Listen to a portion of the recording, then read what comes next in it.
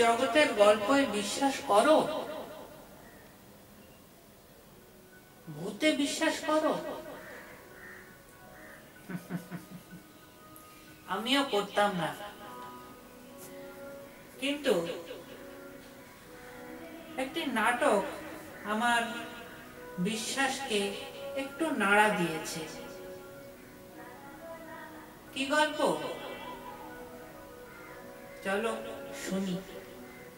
ये बोट के ऊपर का जो बोट है वो बहुत कीमती है। वो कैसे अलग अलग नमूने के अलग अलग बना ये हाल में आता है तो हमारा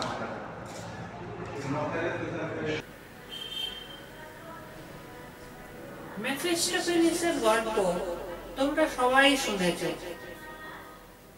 প্রখ্যাত সাহিত্যিক নারায়ণ গঙ্গোপাধ্যায়ের লেখা চরিত্র, সৃষ্ট চরিত্র টেনিদার মুখে ডিলা গ্রান্ডি মেফিস্টোফেলিস কথাটা কে না শুনেছে। কিন্তু এই মেফিস্টোফেলিসের পেছনে একটা বিশাল গল্প লুকিয়ে আছে, জানেন তো? সেইটাই আমাকে নাড়িয়ে দিল। আমি অবাক হয়ে ভাবতে লাগলাম যে এরকম হতে পারে। আপনারা ভাবছেন আমি হঠাৎ মেফিস্টোফেলিস নিয়ে এত ভাবতে গেলাম কেন? আমার তো দিব্যি চলছিল জীবন। আমি হায়দ্রাবাদ ঘুরতে গেছি, হ্যাঁ, সালারজাং মিউজিয়ামে মার্গারেট অ্যান্ড মেফিস্টোফেলিস বলে একটি স্কাল্পচার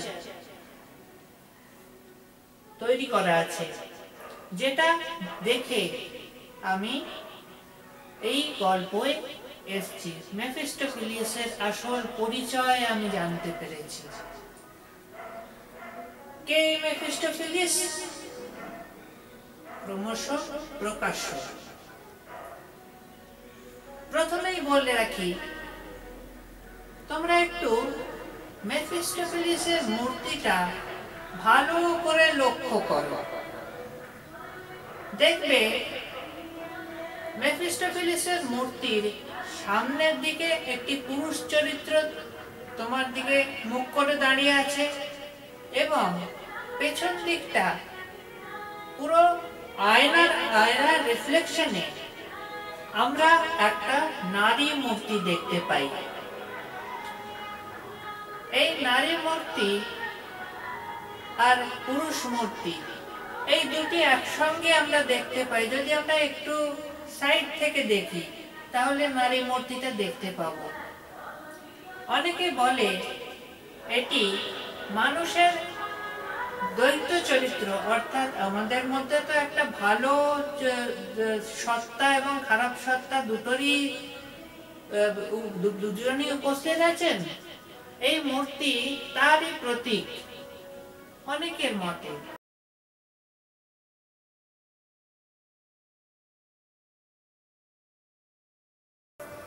প্রথমেই আমি তোমাদেরকে বলবো যে এই মূর্তিটির আকৃতিটা একবার ভালো করে লক্ষ্য করো তো।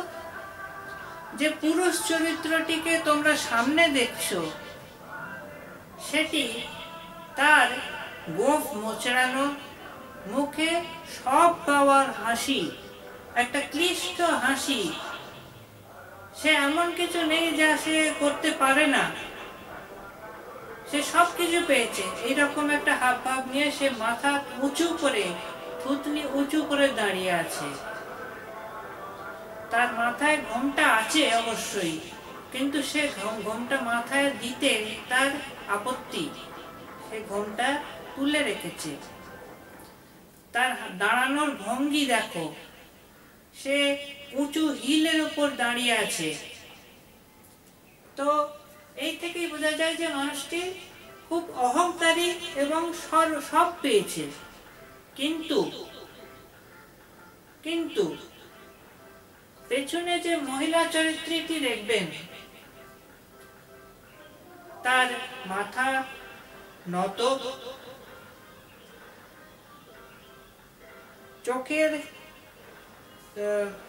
চোখের ইশারা নিম্নমান নিম্ন নিচু দিকে মাটির দিকে, অর্থাৎ সে লজ্জিত, এবং তার ঘোমটা মাথা দিয়ে ঢাকা, প্রায় অর্ধ ঢাকা দেওয়া, এবং তার হাতে একটি বাইবেল।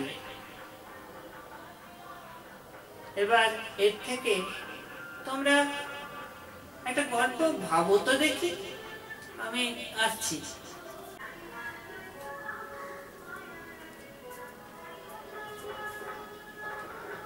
আমরা জানতে পারি যে এই মেফিস্টোফেলিস এবং মার্গারেট এই মূর্তিটা তৈরি করার অনুপ্রেরণা একজন German writer Johan Wolfgang von গতে। কথাটা উচ্চারণ করতে আমার জিভ জড়িয়ে গেছিল। তো এনার অনুপ্রেরণায় একজন ফ্রেঞ্চ এই মূর্তিটা তৈরি করেছিলেন।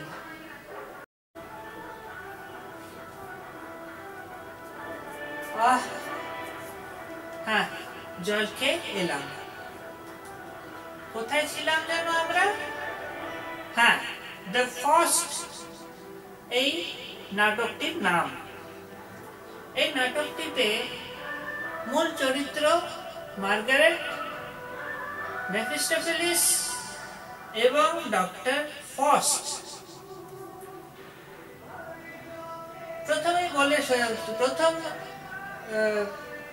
প্রথমে এক একটি চরিত্রের আমি আলোচনা করি।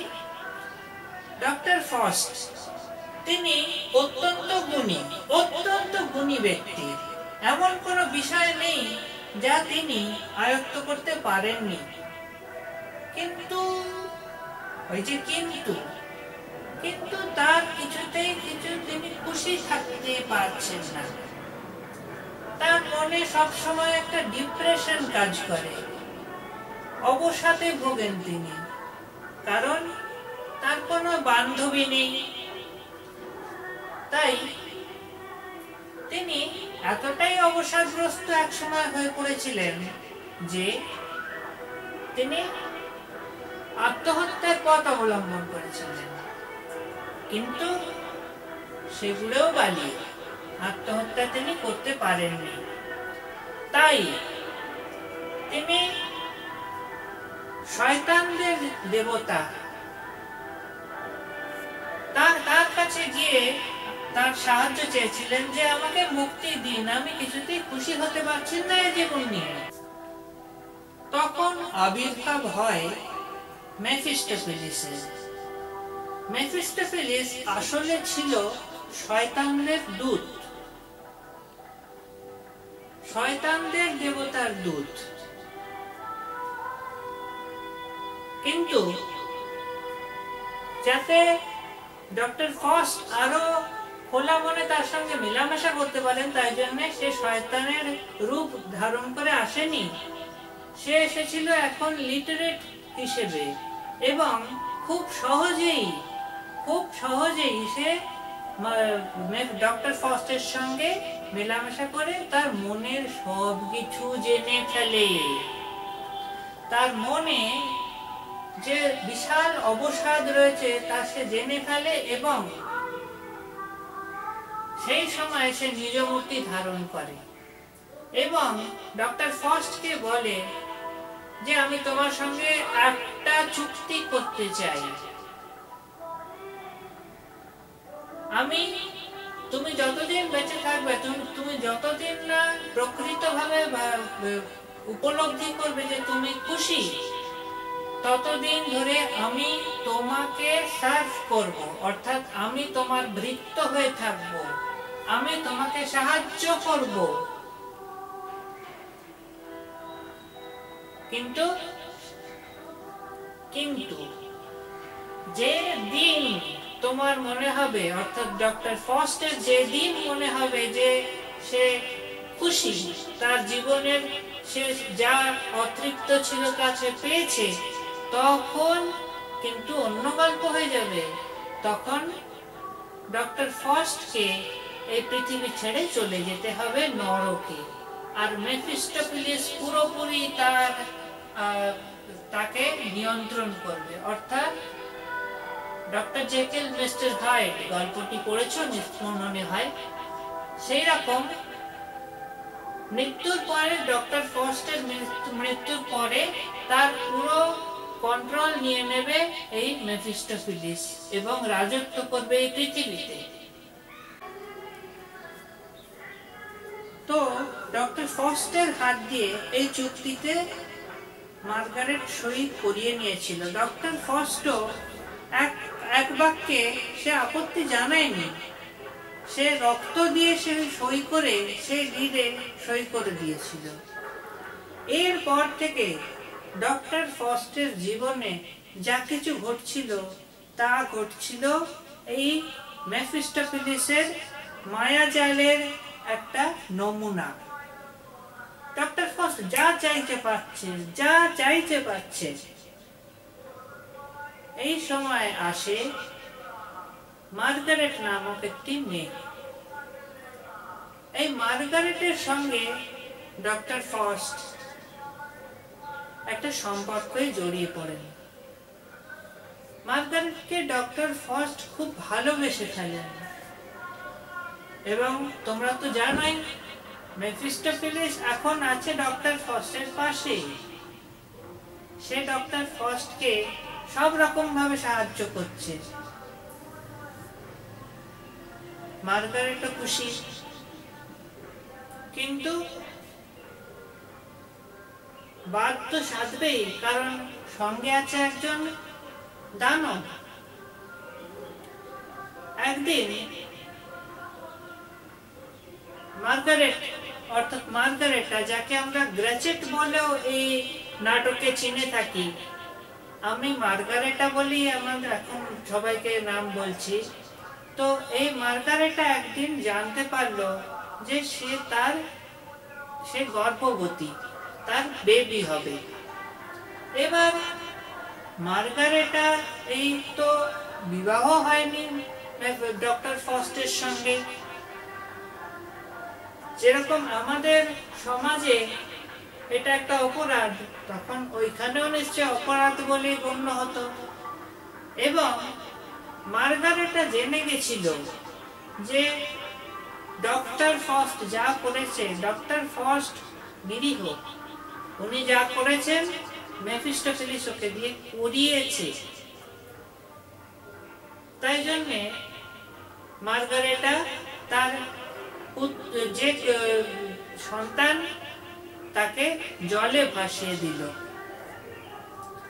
সন্তানকে জলে ভাসিয়ে দিয়ে মেরে ফেলার জন্য মার্গারেটার শাস্তি হলো, তাকে ফাঁসির হুকুম দেওয়া হলো। কিন্তু ডক্টর ফস্ট তো জানে না, আর কেউ জানুক না জানুক, ডক্টর ফস্ট তো জানতেন যে মার্গারেটার কোনো দোষ নেই। কিন্তু আবার বাদ সাধলো সেই দানবের দেবতা মেফিস্টোফেলিস। ডক্টর ফস্টকে শেষ মুহূর্তে, যখন ডক্টর ফস্ট মার্গারেটাকে ছাড়িয়ে নিতে যাচ্ছিল জেল থেকে, যে তুমি তো দোষী নয়, আমি তোমার হয়ে বলবো কথা, তখন মেফিস্টোফেলিস বললে, 1 মিনিট, চুক্তিটা মনে আছে? তুমি যে বলেছিলে তোমার সব সুখ পেলে তুমি আর এই পৃথিবীতে থাকবে না, এবার তো তোমার চলে যাওয়ার সময় হয়েছে ভাই। এই বলে ডক্টর ফস্ট আর পৃথিবীতে থাকতে পারলেন না। মার্গারেটা তার ফাঁসি হলো, সে স্বর্গ লাভ করলো, কারণ সে ডক্টর ফস্টকে চিনেছিল, তার সত্যিকারের ভালোবাসাকে চিনেছিল।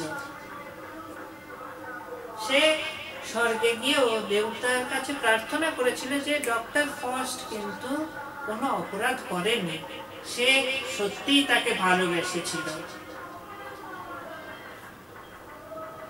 এরপরে দেবতারাও ঠিক করেন যে সত্যি ডক্টর ফস্টকে তারপরে নরক থেকে স্বর্গে আনা হয়। তো এইভাবে এই ট্র্যাজিক একটা দুঃখ দিয়ে আমরা নাটকটাকে শেষ হতে দেখি। এই ছিল আজকের ডক্টর ফস্ট আর মেফিস্টোফেলিসের গল্প। তাই জন্য লক্ষ্য করবে, যখনই মেফিস্টোফেলিস যত মাথা তুলে দাঁড়াবে, বুক চিতিয়ে যত দাঁড়াবে, মার্গারেটার মাথা কিন্তু পেছন দিকে ততই নত হতে থাকবে। তোমরা ছবিটা দেখলে আরো ভালো করে বুঝতে পারবে। এই ছিল আজকে আমার গল্প। তোমাদের যদি ভালো লাগে তাহলে লাইক করে দিও, কমেন্ট করো, যদি কিছু কমেন্ট করার থাকে সাবস্ক্রাইব করো চ্যানেলটাকে আমার, এবং নিজের বন্ধুদের সঙ্গে শেয়ার করো। আজ তবে এখানে আসি, আবার আমি পরের এপিসোডে আরেকটা গল্প নিয়ে আসবো।